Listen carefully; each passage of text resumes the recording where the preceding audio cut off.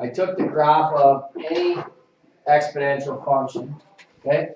I'm going to do f of x is equal to 2 to the x. Okay, so let's just review yesterday. What were the 4 characteristics that we talked about? The y-intercept is 0 and 1, right? So that's important to know. So I'm just going to mark that down, 0 and 1. Okay? And then, what else do we know? What's the end behavior? 2 to 1. What's the range? Y is greater than 0, right? What else do we have? Domain is x and elemental reals. All right, now, this means inverse. Okay, so that means what do we do to the graph when we're finding the inverse of the graph? What do we do? Flip it over the y-axis. Not the y-axis, no. Okay, that would be negative f of x, or f of negative x, right? Okay, what do we do when we have inverse? Okay, nobody remembers what we do with an inverse function? You switch the x with the y. So instead of it being xy, it becomes yx as my coordinate. So today what we're looking at is what we call logarithms. Okay, and a logarithm graph looks like this. Log of x to the base 2. Okay? And what it is it's the inverse of the exponential graph, which means then that it's actually over, we flip it over this line right here.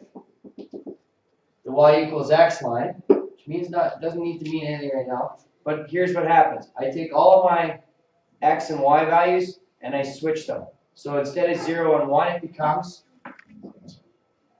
1 and 0. All right? And then I would take all my coordinates. So 2 to the 1 is, so when x is 1, what is y? It's 2. So 1 and 2 becomes 2 and 1, right? Okay? And so on. So what we got to do is we got to do it like this. Here's what the graph looks like. Actually, I put that wrong. Just wait a second. Oh, my bad. My bad. Okay, that's a quick fixing to do.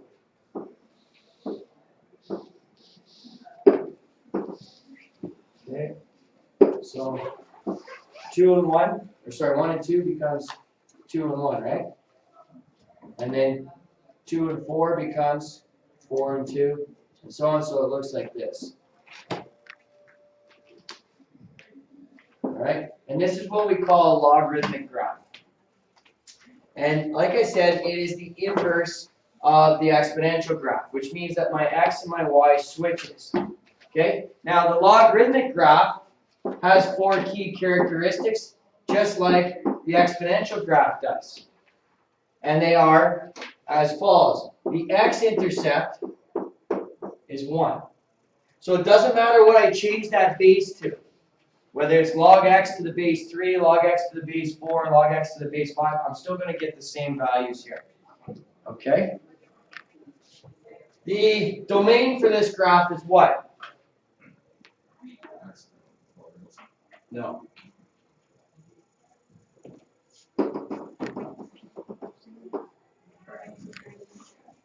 X is greater than 0. Right? What's the range of this graph? Y is an element of all reals, right? And what's the equation of the asymptote for this graph? What's the equation of the asymptote for this graph? For me? X equals 0. Okay, so let's go back to yesterday and let's talk about this one. What were the 4 things for the exponential graph? Well, the first one was the y-intercept was 1, right? The domain was x and element of all reals. The range was y is greater than 0, right? And the asymptote was y equals 0 right here. So you notice no matter what we do with this 2 to the x here, if we change it and make it 3 to the x, 4 to the x, 5 to the x, all it did was get steeper, right? The same thing occurs if I change the base here. Now, on a calculator, so this is the part I need you to listen to. On a calculator, you can't graph it as the log of x. Or sorry, the log of x to the base 2. Trying to find out. Yeah, make sure. Okay, so what you have to do to graph this graph right here, this particular graph, I have to punch it into my calculator as the log of x over the log of 2. Okay, so let's find that on our calculator. Let's go y equals, everybody get there please. The log button is down on the left here. So it's down here. So log x, close those brackets, divided by log 2. Close the brackets and hit enter, and then graph it. Your window should still be at minus 10, 10 because we did that yesterday, right?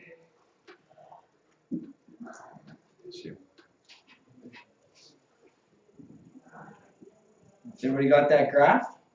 I can't find the log on there. Oh, big one. Yes. Anybody else? Not get the graph right? Okay. So, I'm just going to read this to you. All logarithmic functions are in the form a log x to the base b. Okay. There is another button on here, and we'll go in more depth in pre-calculus with it. But this also is a log function, and that is f of x equals the natural log of x. Okay? So there's a whole rationale behind it. In applied, we don't need to look into it. In pre-calculus, we have to look into it. But that is for another day. Okay? So for today, all we need to be able to do is write out or graph the log function. And then once we've graphed the log function, we just have to fill in the information. This actually means the same as this. Log x, to the base e. Okay? Now, e is much like pi. It's an irrational number. Now, if you look on your calculator, and you look at that ln button, okay, you see the ln button? Here's what I want you to do. I want you to hit second function ln. So it gives you e to the power of, right? Punch that in your calculator. Hit 1, just so we have it to the power of 1. And then hit enter. And what do we get? What's the number? Okay? So pi is like 3.1415, and then it goes on forever, right? This e value is this, 1/8, and then it's an irrational number, so it keeps going on forever. Okay? So that's what e is. So it's an actual number, just like pi. But the reason that they use e has to do with exponential functions. And that is, I'll give you a quick math lesson on this. If I take the slope of this line right here, for y equals 2 to the x, I'm going to get a number slightly less than 1. Okay? If I graph y equals 3 to the x, so just slightly steeper, and I take the slope of that tangent that touches at that point, it's going to be slightly greater than 1. So what they're saying is there a number, a base value, in which the slope would be equal to 1? And this is the answer. So that's where it all comes from. You don't need to know any of that. Just understand that e is a number, like pi. Okay? So when you punch in your calculator, you don't punch in 2.718. You punch in e to the power of 1 if you need it. Okay? But that's neither here nor there. All right, so today, take a look on page 188. So it says graph this. All right? So those of you in either class, what is the 14 going to do to this graph? Right? Change the y values by doing what to the y values? Times it by 14. So what is this actually doing to the graph?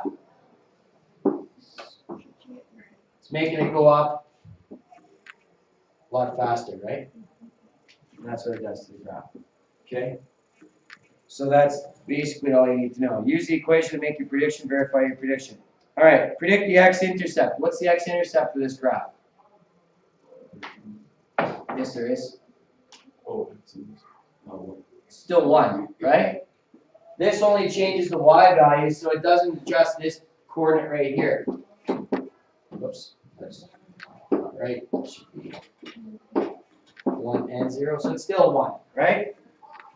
How many y-intercepts are there? Y-intercepts. 0. Doesn't cross the axis, right? The end behavior for this graph is, it's a different one. We haven't had this before. What is the end behavior of this? What is it? No. 4 to 1. Right? The furthest left it starts is in this quadrant. Okay, because it's getting closer and closer to that. Okay? The domain for this graph, we already did it. What's the domain?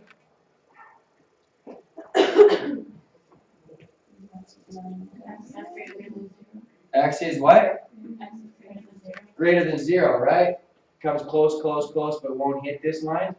So the domain for it is x is greater than 0. But what's the range? What's the bottom of the graph? Negative infinity. What's the top of the graph? Positive infinity. So therefore it's... And we already wrote those 4 things up. So what does the 14 do? It doesn't adjust anything for us on this logarithmic graph, other than it makes it go steeper. But these 4 characteristics all stay exactly the same.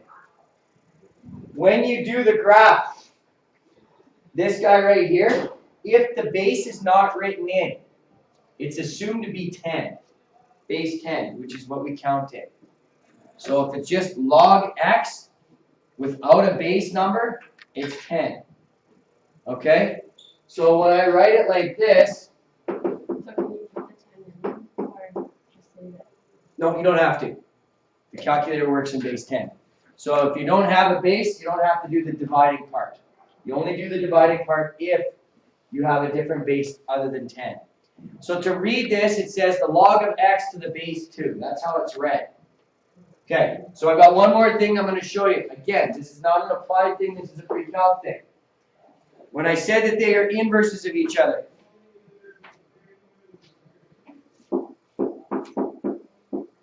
I need to be able to go from one to the other. So this is interesting, how this works. All right? I'm going to take this guy down from the exponent, and I'm going to put him on this side of the, bless you, on this side of the equals. Okay? Log x to the base c. And I can go back and forth between the two. To change from exponential to logarithm, the exponent goes on the left side. This is my base, so it's the little guy right here. Remember what I said yesterday? This number has an exponent and a base. Correct? The exponent's y, the base is c. Therefore, when I write it as a logarithm, my base has to still be c right there. So to convert, and again, this is pre-calculus. I don't think we need to do this here in the applied course. No.